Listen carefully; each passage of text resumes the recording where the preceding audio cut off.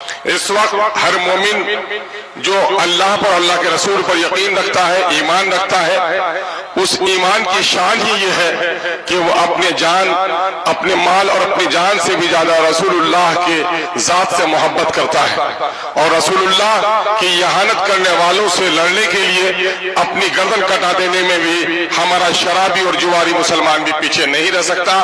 یہ اللہ کا بڑا فضل و کرم ہے۔ کسی بھی مذہب کے پیشوا کو یہ سعادت حاصل نہیں ہے کہ اس کو اتنی محبت اس کے ماننے والے کرتے ہوں۔ ہم نبی مکرم صلی اللہ علیہ وسلم کی اہانت کرنے والوں کی مذمت کرتے ہیں، اور ایک بات ملت سے عرض کرنا چاہتے ہیں۔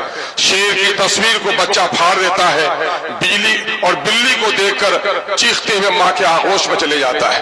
یقیناً ہے وہ مردود ہے، وہ مغضوب ہے جو نبی کی شان کے خلاف بات کرتا ہے۔ لیکن مسلمانوں، آج ہمارا حال کیا ہے؟ ہم اپنی شادیوں میں رسول اللہ کی سنتوں کو توڑ رہے ہیں، معاملات میں ہمارے ہاں بہنوں کے ترکے سے ہم بہنوں کو محروم کر رہے ہیں۔ آج مسلمانوں کی 70% آبادی کا یہ علاقہ ہے، اور ہماری یہاں سیاسی اعتبار سے اتنے بے وزن ہم ہو کر رہ گئے ہیں کہ آج اس وقت RSS کے لوگ اس کو UT بنانے کی کوشش کر رہے ہیں۔ ہمیں اپنی سیاسی کھوئی ہوئی عظمت کو بھی تلاش کرنی پڑے گی۔ آج بندھن لون میں 70% آبادی ہماری ملوث ہو گئی ہے۔ ہماری شادی بیاہ میں مسلم اور غیر مسلم کے شادی بیاہ میں کوئی فرق نہیں نظر آتا ہے۔ محرمات اور غیرمات، اور آج مسلم کے شریف خاندانوں میں دلہن کو سجا کر تصویریں لی جا رہی ہیں، تو آخر ہم کس رسول کی عظمت کے لیے اٹھتے ہیں؟ یقین جانیے ان چیزوں نے ہمیں بڑا کمزور کیا ہے۔ دوسری طرف مسلکی اور مکتب فکر کے اختلافات نے بھی ہمیں بہت کمزور کیا ہے۔ حکیم الامت نے پہلے کہہ دیا تھا، منفعت ایک ہے اس قوم کی، نقصان بھی ایک ہی سب کا نبی، دین بھی، ایمان بھی ایک، حرم پاک بھی، اللہ بھی، قرآن بھی ایک۔ کیا ہوتا بڑی بات جو ہوتے مسلمان بھی ایک۔ کہیں فرقہ بندی اور کہیں ذاتیں ہیں، زمانے میں پنپنے کی کیا یہی باتیں ہیں؟ اشعار مجھے صحت کے ساتھ یاد نہیں ہے، لیکن میں آپ کو بتانا چاہتا ہوں کہ اس وقت ان فرقہ بندیوں نے بھی ہمیں کمزور کیا ہے۔ سیاسی بے وزنی نے ہمیں اس ملک میں عزت اور وقار سے جینے کا حق بھی چھین لیا ہے۔ آج ہمارے دینداروں کی داڑھیاں نوچی جا رہی ہیں، ٹوپیاں اچھالی جا رہی ہیں، بیٹیوں کے نقاب پھاڑے جا رہے ہیں، مسجدوں کے تہخانے میں آج مورتیوں کی تلاشی ہو رہی ہے۔ اس کی سب سے بڑی وجہ ہے کہ ہم اس ملک کے آزاد کرانے میں ہمارے صلحاء اور ہمارے بزرگوں نے جو قربانیاں دی ہیں، اس ملک کی آزادی میں ہم وہ نمایاں رول ادا نہیں کر پا رہے ہیں۔ ہم اللہ رب العزت سے دعا گو ہیں کہ اللہ تبارک تعالیٰ ہمیں توفیق عطا فرمائے۔ دوسری طرف اوقاف کی اتنی بڑی ملکیت کہ اگر اوقاف کی جائیداد کی صحیح آمدنی کا استعمال کیا جائے تو مسلمانوں کی درجنوں نہیں بلکہ سینکڑوں میڈیکل کالجز چل سکتے ہیں، سینکڑوں انجینئرنگ کالجز چل سکتے ہیں، فلاحی کام ہو سکتے ہیں۔ یقیناً ہے کہ مودی حکومت اس وقت ہماری اوقاف کی جائیداد، جو ہمارے باپ دادا کی دی ہوئی جائیداد ہے، کسی کے باپ کی جائیداد نہیں ہے، وہ غریبوں کے لیے، یتیموں کے لیے، بے سہارا لوگوں کے لیے، مسکینوں کے لیے سارے کی ایک چیز ہے۔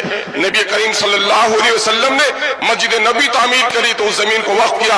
اوقاف کا سلسلہ حضرت عمر فاروق رضی اللہ تعالیٰ عنہ کے زمانے میں کافی آگے بڑھا ہے، اور اس اوقاف کے معاملے میں آج حکومت کی بہت ہی ناپاک نظریں ہم پر اٹھ رہی ہیں۔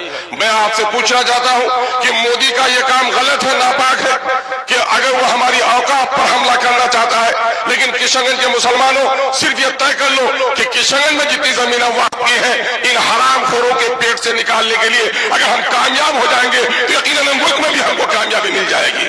آج بات کہی جا رہی ہے کہ اوقاف کی جائیداد کو قبضہ کون لوگ کیے ہوئے ہیں؟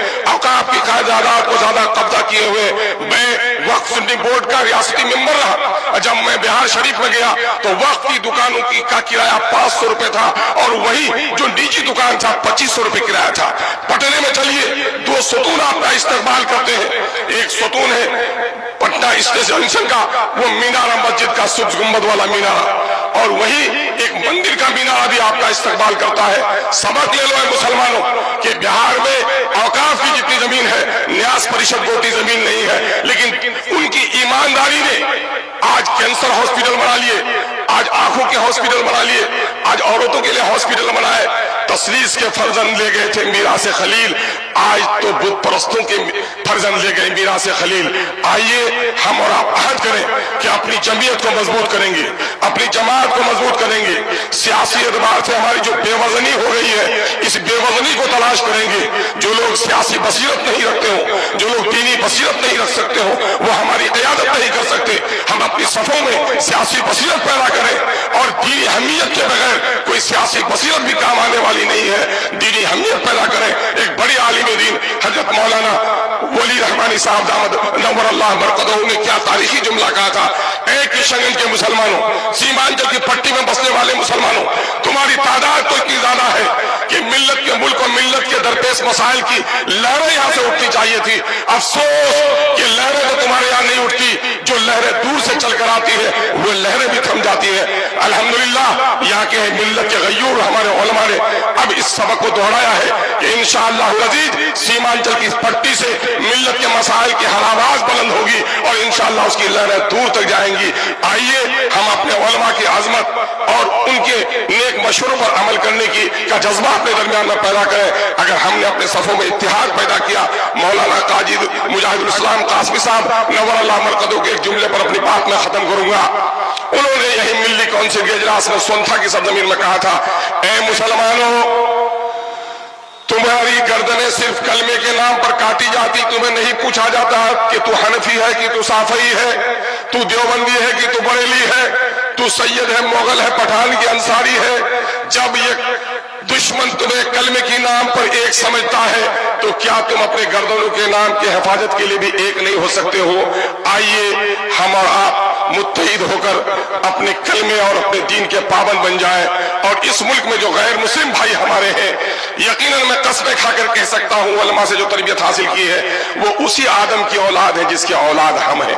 वो हमें नहीं पहचानते, हम उन्हें खुदा की कसम पहचानते हैं कि वो हमारा भाई है। हम उनसे दुश्मनी नहीं करते, बल्कि उनको यकीन दिलाना चाहते हैं कि अंग्रेजों ने जब हिंदुओं के बच्चों को ईसाई बनाने का काम किया था तो हमारे उलमा ने शहादत देकर अंग्रेजों को भगाकर तुम्हारे राम के अकीदे की हिफाजत की है।